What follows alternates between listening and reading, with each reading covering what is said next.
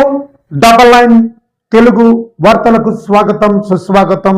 నేను మీ శ్రీనివాస్.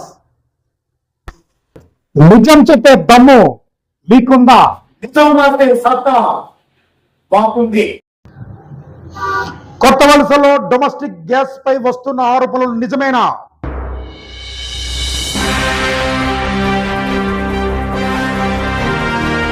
గ్యాస్ ఏజెన్సీలో అక్రమాలు నిజంగా జరుగుతున్నాయా?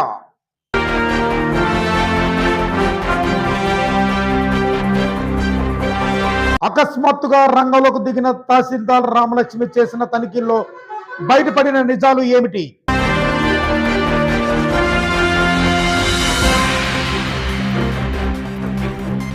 ఈ వార్త ఇప్పుడు కొత్త వలసలో హాట్ టాపిక్ గా మారింది.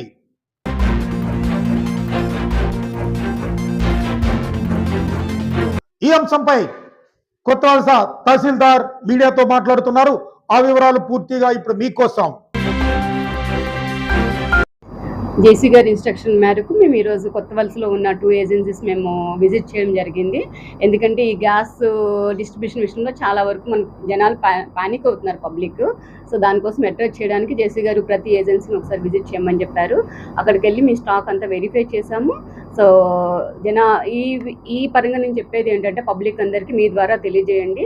ఎలాంటి పానిక్ న్యూస్ ఉన్నా సరే, ఎలాంటి ఏమంటారు న్యూస్ ఏదైతే ఉందో ప్రజెంట్ మనకి షార్టేజ్ ఉంది, త్వరగా బుక్ చేసుకోండి, స్టాక్ పెట్టుకోండి, యుద్ధం వచ్చింది, అవి నమ్మొద్దు. సో మన దగ్గర సఫిషియెంట్ స్టాక్ ఉంది, పానిక్ అవ్వద్దు. ప్రయోగం మీరు బుక్ చేసుకుంటే యాజ్ పర్ ఏదైతే మీరు ఎప్పుడు బుక్ చేశారో ఆ టైం నుంచి మీకు అన్ని ఓటీపీ జనరేట్ అవుతుంది. ఓటీపీ ప్రకారమే డెలివరీ బాయ్ వస్తాడు, మీకు డెలివరీ చేస్తాడు.